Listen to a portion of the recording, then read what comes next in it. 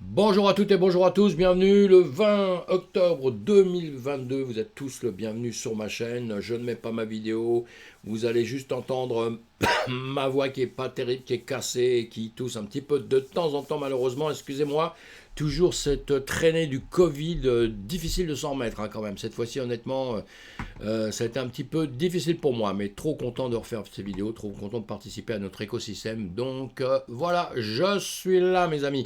Allez, on a un marché qui est plutôt rouge-vert, qui a plutôt tendance à être en rouge, hein, on n'oublie jamais ça. Hein. Même quand on a des journées où on est un petit peu plus vert que d'habitude, on n'oublie pas qu'on est dans une période quand même un peu baissière et une période un peu fragile. Fragile hein. On ne sait pas si on va partir à la baisse vraiment ou à la hausse, pourquoi pas. Hein. Moi je suis positif, je suis entièrement positif en me disant que cette zone des 20 000 qu'on a actuellement, comme là le BTC 19 164, le TH à 1294, eh bien que cette zone est très importante pour nous, hein, l'ancien ATH de 2017, fin 2017, qui avait été une période extraordinaire, tout le monde se souvient hein, et les marchés s'en souviennent. Donc voilà, moi je ne suis pas désespéré du tout et ça peut être un point qui va nous permettre de repartir dans quelques temps. Et si ce n'est pas le cas, eh bien on redescendra un tout petit peu et si on redescend un tout petit peu, on fera avec, ce sera des périodes de rachat encore meilleures mes amis. Allez, on continue, on avance. XCN là dans les 24 heures, voilà, performe un peu, on va le voir juste après sur les graphiques. CZ n'est pas intéressé par la liste de Coindesk. Oui, Coindesk, ils sont pas gentils eux. Hein. Ils ont fait une liste en parlant des personnes les plus importantes, on va dire, dans les médias, dans les plus influentes de 2022, et ils citent même pas CZ. Alors ça, comprends pas, à mon avis, c'est des petites guerres internes, hein, on s'en fout entre nous hein, complètement, mais c'est des petites guerres internes sûrement, ou des choses comme ça, parce que voilà, on peut pas, on aime ou on n'aime pas Binance, on aime ou on n'aime pas CZ, mais on peut pas l'ignorer, quoi, c'est impossible. Il y a des gens comme ça qu'on ne peut pas ignorer, on est forcé d'en parler d'une manière ou d'une autre. On dit du bien, on dit du mal, mais ils existent, on ne peut pas les zapper. Allez, en tout cas, c'est sûrement des petites guerres entre eux. Hein. Le PDG de Goldman Sachs voit de bonnes chances de récession, conseille aux investisseurs d'être prudents et de se préparer à un environnement plus difficile. Oui, oui, oui, effectivement, je me souvenais plus de cet article d'un seul coup que je vous ai mis il y a quelques minutes là. Et oui, oui, effectivement, il dit à tout le monde de faire attention, c'est ce que je vous dis à longueur de temps. Nous sommes dans une période où il n'y a pas un mec, disons, qui s'informe sur notre société, qui est un pro un peu de la finance, qui ne peut pas dire ça, c'est pas possible, hein, sinon ce serait un fou le mec. Hein. Alors Ripple, en seulement quelques mois, les Walls ont acheté 300, les Walls ce sont les baleines hein, français, hein, ont acheté 300 millions de XRP. Les baleines, ce sont les gens qui ont des gros capitaux, qui sont capables d'injecter d'un seul coup énormément d'argent, qui peuvent un peu favoriser les marchés hein, dans un sens ou dans un autre, attention. Hein. Et là, on dit 300 millions de XRP, hein, ce qui est pas mal quand même. Bah, XRP, il fait son chemin, il se bat toujours, hein, toujours en procès. Alors, ceux qui ne connaissent pas XRP, il y a CoinCodex qui a fait un article là. Poursuite sec contre XRP, la poursuite juridique du régulateur n'est pas une question de droit, c'est une question de pouvoir, déclare le PDG de Ripple. Vous lisez ça, allez-y, vous avez la table des matières, là, vous voyez, il y a plein de choses dedans, et comme ça, vous serez un petit peu au courant de ce qui se passe sur XRP et sur, justement, hein, sur Ripple, si vous ne connaissez pas son procès, vous ne connaissez pas tout ça, allez voir cet article, je vous mettrai le lien.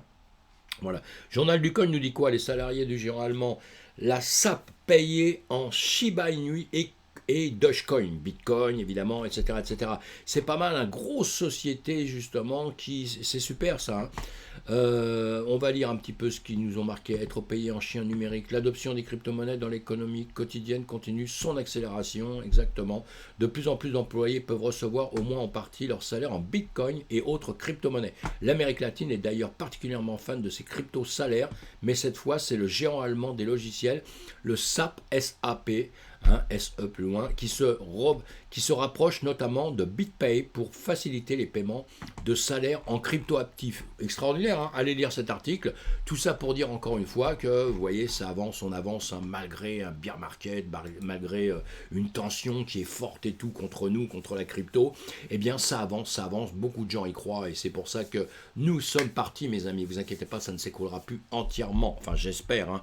On attend juste les régulateurs, voir un peu comment ils vont nous manger un petit peu partout, comment ils vont nous mettre des petits freins, mais aussi comment ils vont sécuriser notre écosystème. Et on en a besoin, on en parle tout le temps. Allez, en NFT, Pixel Monde, il y a un petit article qui a été écrit là Comment expliquer la flambée des ventes de NFT? Pixelmon, ouais, ceux qui s'intéressent aux NFT, on sait bien, ils avaient fait un mauvais départ, après ça, on n'y croyait plus trop. Après, voilà, c'est un peu mitigé entre les gens qui vont les soutenir, les gens qui vont pas les soutenir. Hein, NFT intéressant. Pixelmon, allez voir ça avec une communauté derrière. Donc voilà, c'est bien parce que je vous l'ai mis parce que ça fait partie des NFT, des sociétés, on y croit, on n'y croit pas, on réfléchit, et c'est parfois pas plus mal qu'autre chose, hein, parce qu'il y a souvent des sociétés, vous rentrez dedans tête en avant, tête en avant, parce qu'on a l'impression que tout ce qu'ils font c'est extraordinaire, c'est extraordinaire et que ça chutera jamais, et que d'un seul coup ça s'écroule. Hein. C'est tout ça pour dire qu'une société, on doit justement l'approfondir, on doit la creuser, hein, et faites de même avec Pixelmon, qui est peut-être pas une mauvaise société, ou qui est peut-être une mauvaise société, mais justement vous devez vous faire vos idées là-dessus quand vous allez mettre vos billes quelque part, mes amis. C'est ça qui est très important. Allez, je continue d'avancer, retrouvez-moi sur mon Twitter, si ça vous fait plaisir, évidemment, vous abonnez, ça me ferait vraiment plaisir. Hein.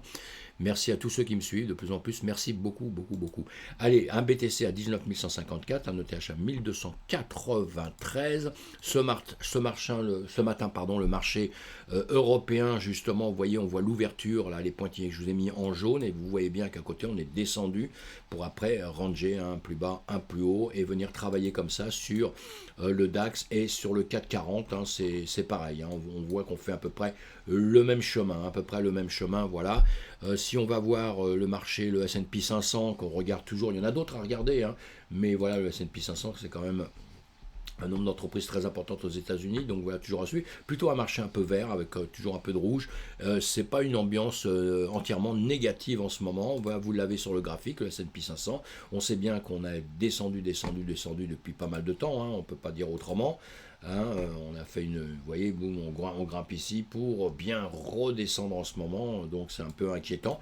On aimerait surtout pas que ça vienne tirer cette barre ici à 32 000, évidemment que ce serait terrible, mais pour l'instant on essaye d'aller récupérer des petites zones qu'on avait vues un peu plus haut ici, hein, on les voit en journée, vous voyez, en journée il faudrait qu'on vienne récupérer ici justement, allez, ce niveau des 38 000, hein, 3823 à peu près, hein, voilà, là on est exactement, on voit ici, 3688 et on est bien descendu évidemment, il faudrait qu'on vienne récupérer ce nuage, passer au-dessus, aller récupérer évidemment les 4330 qu'on a ici, vous voyez il y a du chemin, hein, on a du chemin, mais on ne va pas rester désespéré. Malheureusement, on est quand même toujours en train de descendre. Hein, de descendre. Si on regarde ici ce qui s'est passé, on est plutôt sur les mêmes hauteurs, sauf là. Voilà, ça, c'est pas bon signe. Moi, j'aime pas du tout quand on voit ce genre de choses. Pourquoi? Parce que là, on tire un plus bas vers un plus bas, hein, les bas de plus en plus bas. Hein. Et donc, si on regarde les hauts pour l'instant, ici aussi, pareil, hein, dans les derniers temps, évidemment. Hein. Vous voyez, il y a beaucoup de manières d'analyser les choses. Hein. Et on est quand même des hauts, voilà, de plus en plus bas, hein, puisqu'ici, on ne l'a pas cassé, on est revenu rechercher en arrière en journée. Hein. Donc, on verra bien. On va attendre un petit peu quand ça va continuer. En une heure de temps, vous voyez qu'on venait chercher sous le nuage, on est légèrement dedans ici, hein, avec une lagging span qui est en train de frôler le nuage, qui remonte ici, donc il ne faudrait pas qu'elle vienne dedans, qu'elle casse, qu'elle repart ici, ça voudrait dire qu'on repartirait un peu plus bas, et on n'attend pas ça du tout. Hein. Le Scalpex Index, on est dans la trouille, évidemment, on le sait un peu, pas dans l'extrême peur, dans la peur, et le BTC qui suit toujours nos marchés traditionnels, qui a un comportement parfois qui est un petit peu différent, on a l'impression qu'il résiste pas mal, on a l'impression que le BTC résiste pas mal, donc ça c'est bien, tout doucement les choses sont en train de se mettre en place. Voilà, ça sert à rien de jamais causer trop vite, hein, parce qu'on connaît notre volatilité et on sait très bien qu'on peut stagner un petit temps, puis d'un seul coup, boum, réfléchir en se disant non, après tout, je vais mal, j'ai un plus gros rhume que prévu, donc je vais m'effondrer un petit peu.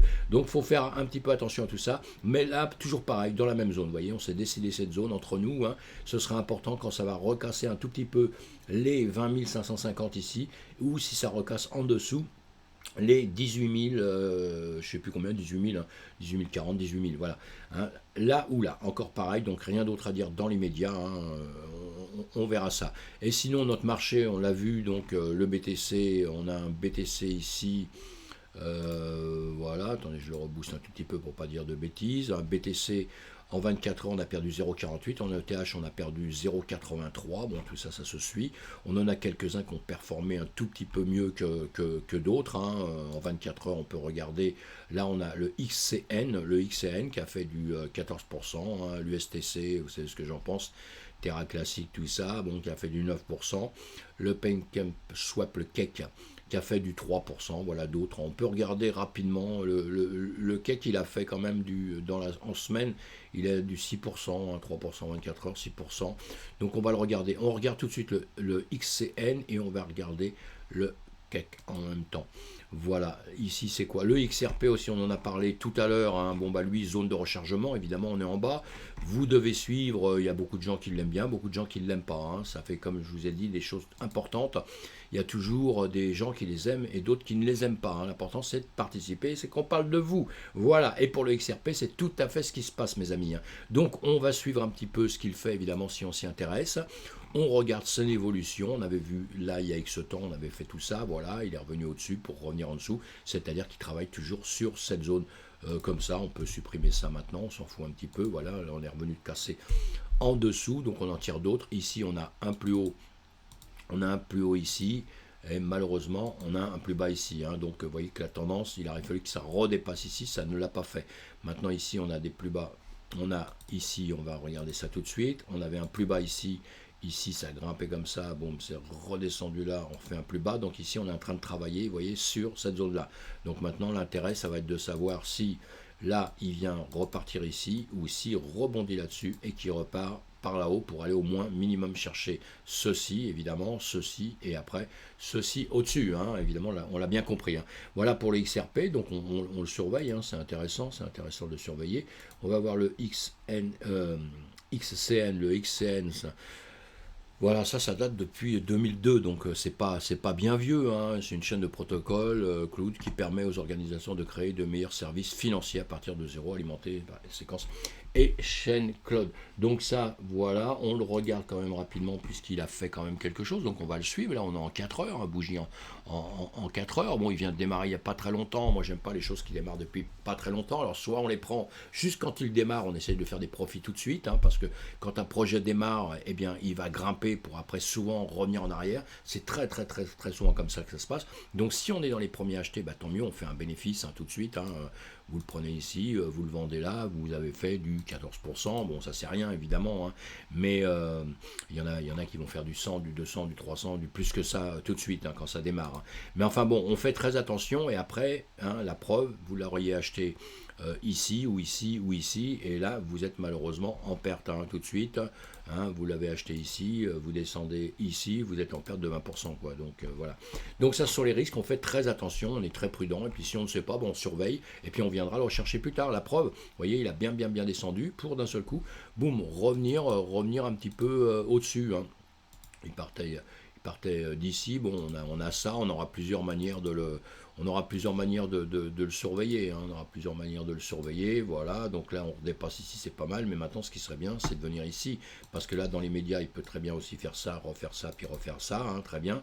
Ou il peut faire ici ça. Évidemment, il y a tout cas de figure, hein. Ou se reprendre un petit peu. Là, on est en 4 heures, on le regarde en 1 heure. Hein, en 1 heure, vous voyez, la dernière des bougies, on regarde en 30 minutes. Voilà, il est en train de refaire ça. Mais on se méfie quand on voit ce genre de configuration comme ça, parce que pour une bonne raison, c'est que ici, bon, on va faire, allez, on se fait ça, parce que là on était content. Ici, bon là on avait bien cassé, bien remonté, on revient dedans, donc là on va se méfier, savoir s'il va descendre ou s'il va remonter, hein, vous voyez, et là boum, il a recassé, donc il y avait des trails à prendre là, évidemment, hein, avec des zones, quand on voyait qu'on allait passer certaines hauteurs, vous voyez, comme ici, donc là on était un peu confiant, hein.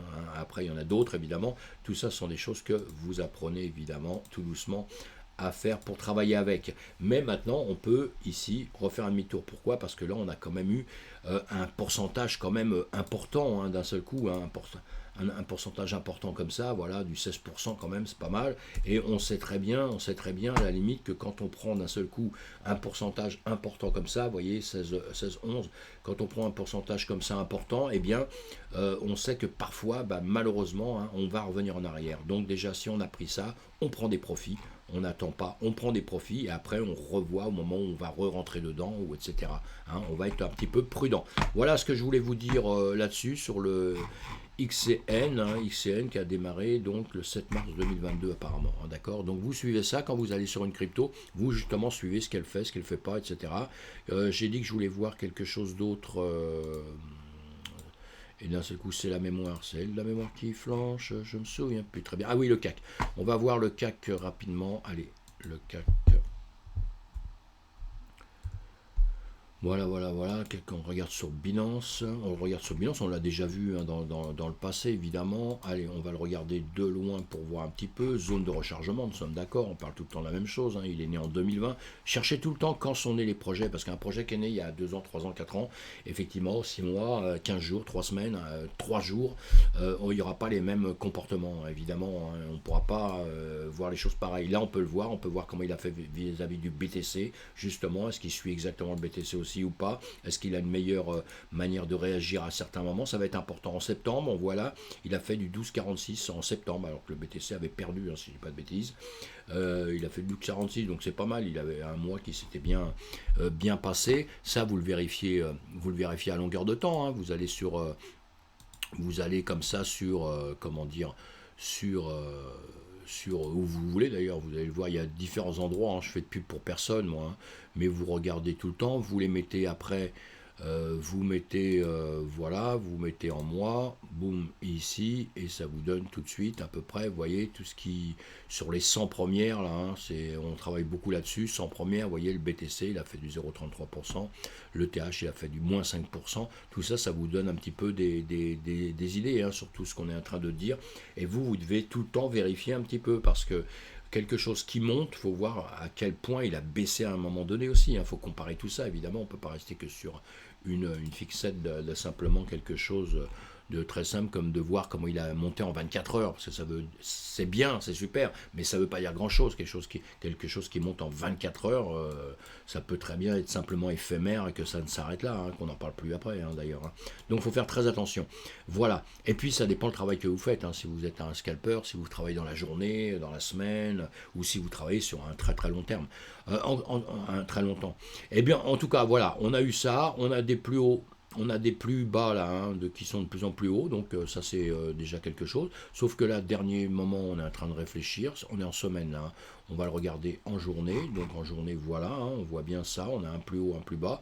On pourrait le dessiner aussi autrement, hein, comme je vous demande de le faire souvent, c'est-à-dire vous prenez le plus haut ici, vous prenez votre plus bas ici, vous le tirez, et maintenant vous savez que vous avez une zone ici, hein, vous avez une zone dans laquelle il va falloir voir, il ne faut pas que ça retombe ici, que ça revienne chercher en bas. Entre-temps, on a des niveaux qu'on s'est déjà mis, hein, avec nos résistances ici, hein, et support, résistance, support si ça tient dessus et que ça remonte, et résistance... résistance dans un sens et support dans l'autre, hein, évidemment, vous l'avez compris. Hein. Donc ici, voilà, on est en train de travailler sur justement cette petite zone ici, donc on va voir ce qu'on va faire. Ce qu'on avait dit ici, vous voyez, on en revient au même, on est toujours sur les mêmes choses. Voilà pour le cake, qui est peut-être une chose à surveiller dans les temps à venir, mes amis. Hein. Voilà. Allez, c'est fini pour ce matin. Je ne suis pas dans une forme extraordinaire, donc c'est un peu difficile, mais bon. Abonnez-vous, pensez à vous abonner, pensez à vous abonner, comme ça vous pouvez suivre évidemment mes vidéos quand elles sortent, hein, c'est ça le but, et ça me fait plaisir en plus, vraiment, et merci encore une fois à tous ceux qui me suivent, à bientôt, à la prochaine vidéo. Merci d'être là, en tout cas, merci d'être là.